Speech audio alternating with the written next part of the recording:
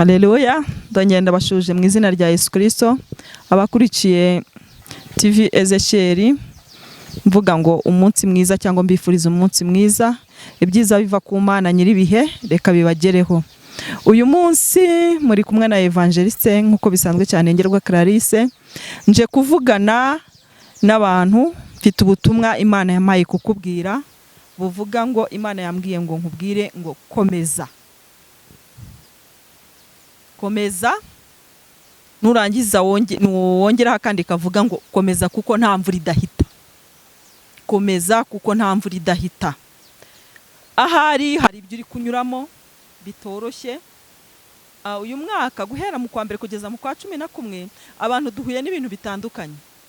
Byinshi byadukoze ku mutima biratubabaza, ibindi byaratunejeje, ibindi byaraturuhije. Ariko Uwiteka ambwiye ngo nkubwire ngo uyu munsi komeza, byiguca intege ibyo wanyuzemo cyangwa ibihiri guhitamo, ntago mbizi wowe urabizi n'Imana yawe, ariko nje kukubwira ngo komeza kuko nta mvura idahita.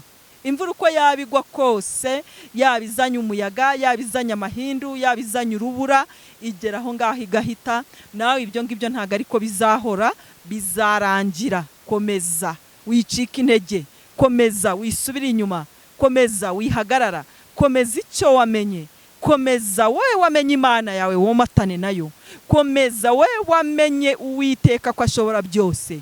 Ibyo uri guhitamo byituma wahari wahuye no gupfusha, wahuye n'intambara, wahuye n'inzara, wahuye no kwirukanwa mu kazi bitunguranye, wahuye n'akagambane k'abana b'abantu. Ubu buzima mu isi hano duhitamo bwa buri munsi buba ari ubuzima bw'ibibazo, ariko nje kukubwira ngo komeza. Komeza, buriya umunyembaraga nuseka mu maso y'ushaka ko arira. Komeza, ibyo ari byo byose ntibigusubiza inyuma. Nje kukwihanganisha wowe wabuze abawe muri uno mwanya, komera kandi ukomeze. Nje kukwihanganisha wowe wabuze akazi kandi mu bintu by'uburiganya, komera kandi ukomeze. Nje kukwihanganisha wowe wahuye n'uburwayi, komera kandi ukomeze. Haleluya, komera, Uwiteka ari mu ruhande rwawe kandi ntabwo azakureka, ntabwo azagusiga. Imana yawe iragukunda kandi kwitaho. Nkuzaniye amagambo ari mu gitabo cyo Kuva ibice ni 14. Turahasoma, ntabwo ndi buhavuge, ntavuga ibitanditse. Reka dusome mu Kuva ibice 14 turebe icyo Uwiteka avugana natwe. Ariko ndi kuhashaka wibuke ko nkuzaniye ijambo rivuga ngo komeza kuko nta mvura idahita. Komeza kuko Uwiteka ibyo wanyuzemo byose arabizi kandi yiteguye kukurwanira no kukugirira neza. Reka dusome ni ibice 14 turasoma umurongo wa mbere dusimbuke tujye kuri 14. Umurongo wa mbere uravuga ngo Uwiteka abwira Mose ati, reka duhere kuri 13 kuri rimwe. Wibuke ko nakubwiye ngo Uwiteka abwira Mose ati, 13 aravuga ngo Mose asubiza abantu ati, mwitinya, mwihagararire gusa murebe agakiza Uwiteka ari bubazanire uyu munsi, kuko abanyegiputa mwabonye uyu munsi mutazongera kubabona ukundi. Uwiteka ari bubarwanirire namwe mwicecekere. Haleluya. Mose abwira Abisiraheli. Impamvu Mose yabwiye Abisiraheli nuko yarabonye bacitse intege, nuko yarabonye bahagaze bananiwe kugenda, nuko yarabonye bafite ubwoba, nuko yarabonye bahinze umushyitsi, nuko yarabonye imitima yabo hacitsemo icyuho. Arangije arababwira ati, mwitinya, mufite ubwoba bw'iki? Ese iyo mwakurikiye ntabwo irusha imbaraga bari abanyegiputa muri kurebesha amaso? Ngo Abisiraheli bari mu rugendo bariho bava mu Egiputa, ngo batereye amaso inyuma ngo babona ingabo nyinshi za Egiputa zibakurikiye, nk'izo zigukurikiye, nk'izo ziri kukubuza amahoro, nk'izo ziri kukurwanya. Rega abanyegiputa kuri wowe ntabwo twavuga ngo ni nabo kwa Farawo. Uburwayi bwa Egiputa abanyegiputa kuri wowe, intambara zaba abanyegiputa kuri wowe, ibibazo by'abanyegiputa, gupfusha, kubura urubyaro, ibi dufite ibintu byinshi byaduhindukira abanyegiputa. Ngo ariko Mose arabitegereza, ngo yitegereza Abisiraheli, ngo arangije abona muri bo hagaragayemo gukonja, morale bari bafite ntayo, guhimbaza bari bafite kwahagaze, kuvuga Imana bari bafite kwahagaze. Ngo arangije arababwira ati mwa Bisiraheli mwe, ni iki gitumye mugira ubwoba? Nimukomeze mugende, mwihagarara, mwisubire inyuma, nubwo muri kubona biriya mubirebesha amaso. Uyu munsi Uwiteka ari bubarwanirire, namwe mwicecekere. Haleluya. Ndeka nkubwire ngo ntihagire ikigutera ubwoba, higira ikikunaniza, higira ikigukura ku Mana yawe. Uwiteka ari bukurwanirire. Uku kwezi kwa 11, reka emerera Imana, ihereza Imana yawe ibyo bibazo, irakurwanirira. Hereza Imana yawe ubwo burwayi, irakurwanirira. Hereza Imana yawe ubwo bukene, yiteguye kukurwanirira. Haleluya. Yihereze ibyo bibazo biri mu kazi byanze gusobanuka, yihereze ibyo bibazo biri mu rugo rwawe byanze kuvamo, ubihereze Uwiteka. Uyu munsi ari bukurwanirire, nawe wicecekere, urabirebesha amaso. Haleluya. Imana yacu ni Imana y'imbaraga, ni Imana y'imbabazi, ni Imana tujya dutabaza ikaza, ni Imana igitwumva. Komeza ibyo wahisemo n'ibyo uri kunyuramo uyu munsi, byikumaramo imbaraga. Mwuzaniye ijambo rivuga ngo komeza, nk'uko Uwisiraheli yabwiye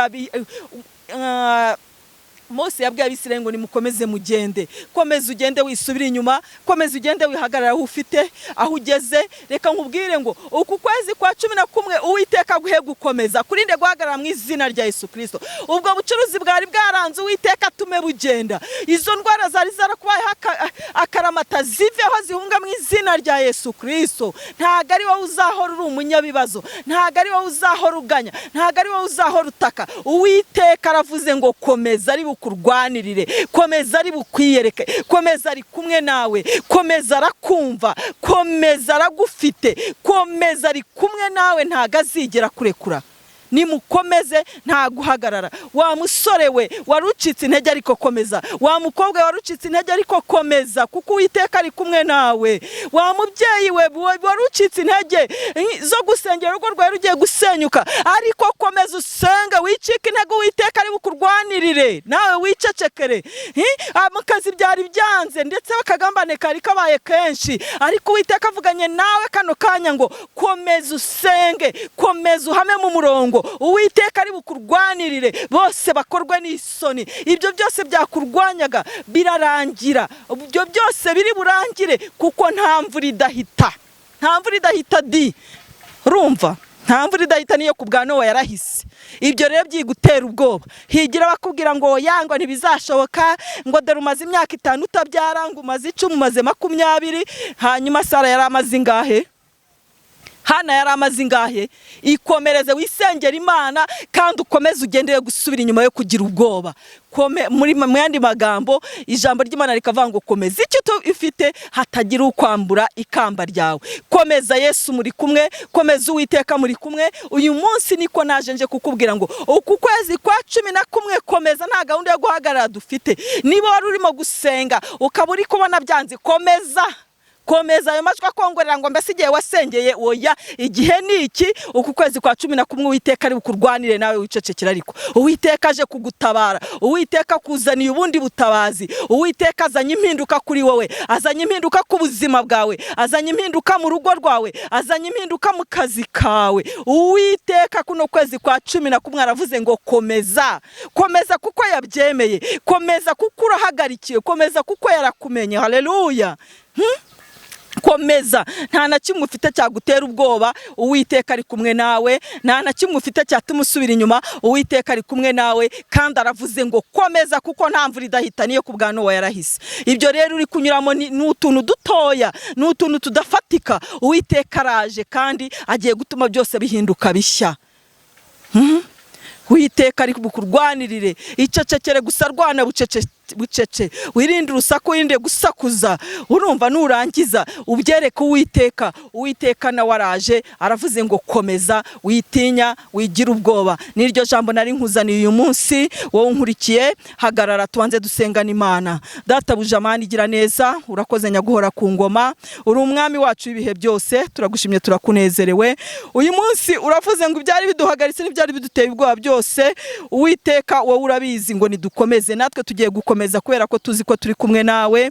Nsengeye buri muntu wese uzumva rino jambo kugira ngo rizamukomeze, kandi ndakwinginze kugira ngo data ibyo byari bitunanije ubikureho, ahubwo twambika imbaraga zawe, ukomeze ugendane natwe. Mwuka wera wawe agaragare kuri twe, uturwanirire, udukureho izo ntambara zose mu izina rya Yesu. Ahubwo ubwiza bwawe n'ineza ndetse no kunesha bikomeze kutuyobora mu izina rya Yesu Kristo. Amena, amena. Yesu akugirire neza, Yesu aguhereza umugisha, kandi ubutabazi bwe bwihute kuri wowe, ukuboko kwe kukumanuke kugukoreho.